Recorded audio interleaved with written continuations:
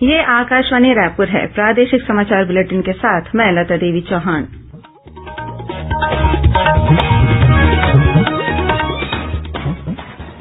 और अब पेश है आज के मुख्य समाचार। मुख्यमंत्री कल विधानसभा में आगामी वित्तीय वर्ष के लिए ई बजट पेश करेंगे। आम आदमी पार्टी की आज रायपुर में हुई आमसभा। दिल्ली के मुख्यमंत्री अरविंद केजरीवाल ने किया संबोधित।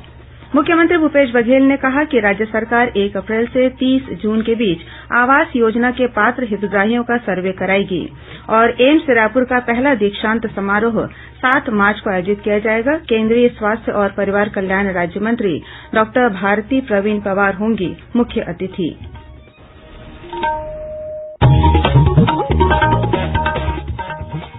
अब समाचार विस्तार से। मुख्यमंत्री भूपेश बघेल कल 6 मार्च को अपराह्न 12:30 बजे विधानसभा में आगामी वित्तीय वर्ष के लिए ई बजट पेश करेंगे। इस बजट भाषण का दूरदर्शन और आकाशवाणी से सीधा प्रसारण किया जाएगा। बजट की पूर्व संध्या पर मुख्यमंत्री ने प्रदेश की जनता को संदेश देते हुए विश्वास दिलाया कि यह भरोसे का बजट होगा। उन्होंने कहा कि राज्य सरकार ने महात्मा गांधी के ग्राम स्वराज के संकल्प और न्याय की नीति के अनुरूप काम कर रही है। बीते वर्षों में कोरोना जैसी वैश्विक आपदा की चुनौतियों का सामना करने के बावजूद इस समय छत्तीसगढ़ अच्छे आर्थिक प्रबंधन वाले राज्यों में से एक है। गौरतलब है कि छत्तीसगढ़ विधानसभा का बजट सत्र 1 मार्च से शुरू हुआ है। यह सत्र आगामी 24 मार्च तक चलेगा। प्रधानमंत्री नरेन्द्र मोदी ने कहा है कि नैनो तरल डीएपी उर्वरक को मंजूरी दिए जाने से किसानों का जीवन सुगम होगा। श्री मोदी ने केंद्रीय रसायन और उर्वरक मंत्री डॉक्टर मनसुख मांडविया के एक ट्वीट के जवाब में यह बात कही। श्री मांडविया ने कहा कि नैनो यूरिया के बाद अब नैनो डीएपी को मंजूरी मिल गई है। केंद्रीय कृषि मंत्रालय ने इसे मंजूरी देकर अधिसूचित भी कर दिया है। श्री मांडविया ने कहा कि इससे किसानों के जीवन में बदलाव आएगा और आत्मनिर्भर भारत के प्रधानमंत्री नरेन्द्र मोदी के दृष्टिकोण को मूर्त रूप देने में मदद मिलेगी। नैनो डीएपी का उत्पादन उर्वरक निगम इफ्को द्वारा किया जाएगा और यह देश की कृषि और अर्थव्यवस्था के लिए एक क्रांतिकारी परिवर्तन सिद्ध होगा। छत्तीसगढ़ में आगामी विधानसभा चुनाव के मद्देनजर राजनीतिक रूप से विभिन्न पार्टियों ने अपनी सक्रियता बढ़ा दी है। इसी सिलसिले में आज राजधानी रायपुर में आम आदमी पार्टी ने भी एक आमसभा का आयोजन किया। इस सभा को संबोधित करते हुए आम आदमी पार्टी के प्रमुख और दिल्ली के मुख्यमंत्री अरविंद केजरीवाल ने कहा कि छत्तीसगढ़ संसाधनों के मामले में बहुत समृद्ध है, लेकिन यहां के लोग गरीब हैं। उन्होंने कहा कि आगामी चुनाव में यदि जनता ने आम आदमी पार्टी को मौका दिया तो वह यहां इस प्रदेश के लोगों को भी समृद्ध बनाएगी। उन्होंने हसदेव का उल्लेख करते हुए कहा कि आम आदमी पार्टी राज्य की वन संपदा और अन्य संसाधनों का अधिकार वहां रहने वाले लोगों को देगी। श्री केजरीवाल ने दावा किया कि आगामी चुनाव में छत्तीसगढ़ में मुख्य मुकाबला कांग्रेस और आम आदमी पार्टी के बीच होगा। मुख्यमंत्री भूपेश बघेल ने कहा है कि राज्य सरकार प्रदेश के सभी पात्र हितग्राहियों को पक्के आवास मुहैया कराने के लिए प्रतिबद्ध है। उन्होंने कहा कि केन्द्र सरकार यदि आवास योजना के पात्र हितग्राहियों का सर्वे नहीं कराती है तो राज्य सरकार आगामी 1 अप्रैल से 30 जून के बीच आवास योजना के पात्र हितग्राहियों का सर्वे कराएगी। श्री बघेल कल विधानसभा में राज्यपाल के अभिभाषण पर प्रस्तुत कृतज्ञता ज्ञापन प्रस्ताव पर हुई चर्चा का जवाब दे रहे थे। चर्चा के बाद राज्यपाल के अभिभाषण के लिए कृतज्ञता ज्ञापन का प्रस्ताव पारित कर दिया गया। मुख्यमंत्री ने चर्चा का जवाब देते हुए कहा कि वर्ष 2011 में जनगणना हुई थी। पिछले 12 वर्षों में केन्द्र और राज्य प्रवर्तित योजनाओं के क्रियान्वयन से आम नागरिकों के जीवन में क्या परिवर्तन हुए हैं, इसकी जानकारी जरूरी है ताकि पात्र हितग्राहियों को योजनाओं का लाभ दिलाया जा सके। उन्होंने केन्द्र सरकार को सुझाव दिया कि सबसे पहले 12 वर्षों में निर्मित पक्के आवास सहित अन्य योजनाओं का आकलन किया जाए। इससे पहले भाजपा सदस्यों ने मुख्यमंत्री के भाषण के दौरान सदन से बहिर्गमन कर दिया।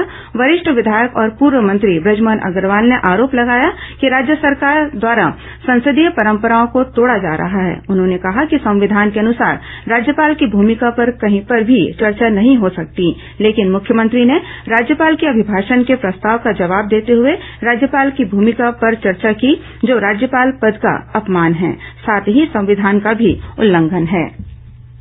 मुख्यमंत्री भूपेश बघेल ने कहा है कि महिलाओं को छोटे उद्योगों के लिए लोन और सब्सिडी की सुविधा देने की पहल की जाएगी ताकि महिलाएं आर्थिक रूप से सशक्त हो सकें। मुख्यमंत्री कल रायपुर में आयोजित राज्य स्तरीय महिला सम्मेलन को संबोधित कर रहे थे। उन्होंने कहा कि राज्य सरकार महिलाओं को हर क्षेत्र में आगे बढ़ने में मदद कर रही है। श्री बघेल ने बताया कि महिलाओं के सशक्तिकरण के लिए राज्य सरकार ने ऐसी योजनाएं शुरू की जिससे महिलाओं के पास पैसा आए और उनका आत्मविश्वास बढ़े। राज्य सरकार ने महिला समूहों का 13 करोड़ रुपए का ऋण माफ किया है। ऋण योजना में लोन की सीमा बढ़ाकर 14 लाख रुपए कर दिया गया है। प्रादेशिक समाचार आप आकाशवाणी रायपुर से सुन रहे हैं। छत्तीसगढ़ की खबरों से है आपका वास्ता और खबरों की विश्वसनीयता से है हमारा वास्ता। आकाशवाणी समाचार रायपुर के प्रादेशिक समाचार बुलेटिन के साथ ही हमारे समसामयिक कार्यक्रम आप रेडियो के अलावा अपने मोबाइल पर भी सुन सकते हैं। आकाशवाणी समाचार फेसबुक, ट्विटर और यूट्यूब पर भी उपलब्ध है। हमारा Facebook page Chhattisgarh news on AIR, Twitter handle CGAIR news और हमारा यूट्यूब चैनल है छत्तीसगढ़ AIR न्यूज। तो अब रेडियो के साथ ही आपके मोबाइल के जरिए भी हम पहुंच रहे हैं आप तक। छत्तीसगढ़ की हर खबर के लिए सुनते रहिए आकाशवाणी समाचार। और अब आगे बढ़ते हैं बाकी के समाचारों की ओर। अखिल भारतीय आयुर्विज्ञान संस्थान एम्स रायपुर का पहला दीक्षांत समारोह आगामी 7 मार्च को आयोजित किया जाएगा। इस दीक्षांत समारोह के मुख्य अतिथि केंद्रीय स्वास्थ्य और परिवार कल्याण राज्य मंत्री डॉक्टर भारती प्रवीण पवार होंगी। इस मौके पर सांसद सुनील सोनी, अरूण साव और सरोज पांडेय विशिष्ट अतिथि के रूप में शामिल होंगे। एम्स रायपुर के निदेशक professor doctor Nitin M Nagarkar ने आज पत्रकारों से चर्चा करते हुए बताया कि दीक्षांत समारोह के दौरान मेडिकल, नर्सिंग और स्नातकोत्तर पाठ्यक्रमों के करीब 850 विद्यार्थियों को डिग्री प्रदान की जाएगी। साथ ही 10 मेधावी विद्यार्थियों को स्वर्ण पदक भी प्रदान किया जाएगा। दीक्षांत समारोह के दौरान जिन विद्यार्थियों को डिग्री मिलेगी उनमें 5 बैचों के 425 चिकित्सा स्नातक, 292 BSc नर्सिंग के विद्यार्थी, 120 PG विद्यार्थी, 8 MSc नर्सिंग विद्यार्थी और 5 मास्टर ऑफ पब्लिक हेल्थ पाठ्यक्रम के विद्यार्थी शामिल हैं। इस मौके पर एम्स रायपुर के डीन एकेडमिक प्रोफेसर आलोक चंद्र अग्रवाल ने बताया कि इस संस्थान में वर्ष 2012 में मेडिकल विद्यार्थियों के पहले बैच ने दाखिला लिया था। उस समय कुल सीट 50 हुआ करती थी। बाद में यह सीट बढ़कर 125 हो गई है। इसके अलावा एम्स रायपुर में स्नातकोत्तर पाठ्यक्रमों की 157 सीट भी है। दीक्षांत समारोह 7 मार्च को प्रातः 9 बजे से शुरू होगा। इसके अलावा कल 6 मार्च को एम्स रायपुर के पूर्व के 5 बैचों के विद्यार्थियों का मिलन समारोह भी आयोजित किया जाएगा।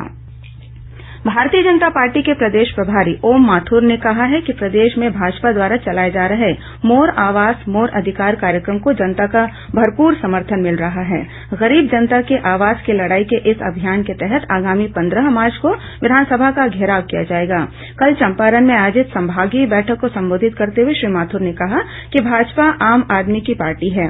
पिछले 8 सालों में प्रधानमंत्री नरेन्द्र मोदी के नेतृत्व में देश समर्थ और आत्मनिर्भर हुआ है। देश की अर्थव्यवस्था मजबूत हुई है।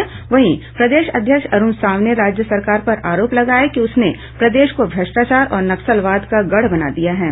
इधर रायपुर के प्रदेश भाजपा कार्यालय एकात्म परिसर में आयोजित पत्रकार वार्ता को संबोधित करते हुए प्रदेश भाजपा अध्यक्ष अरूण साव ने आरोप लगाया कि प्रदेश की कांग्रेस सरकार ने गरीबों का आवास छीन लिया है। उन्होंने आंकड़े पेश करते हुए कहा कि वर्ष 2018 के पहले 7.5 लाख से अधिक आवास बनाए गए, लेकिन कांग्रेस सरकार बनने के बाद ये आवास कार्य बंद पड़े हुए हैं।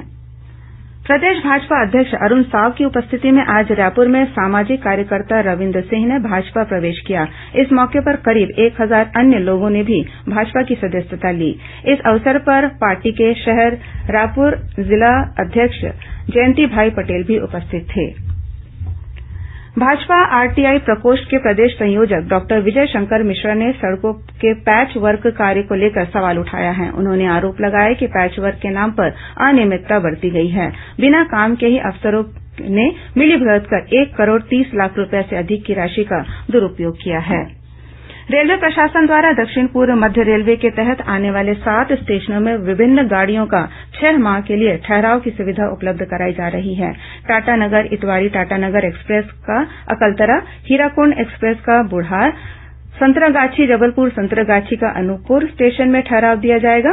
इसी तरह नर्मदा एक्सप्रेस का घुटकू, दुर्ग अंबिकापुर दुर्ग एक्सप्रेस का करगी रोड, बिलासपुर भोपाल बिलासपुर एक्सप्रेस का खोड़री में ठहराव होगा।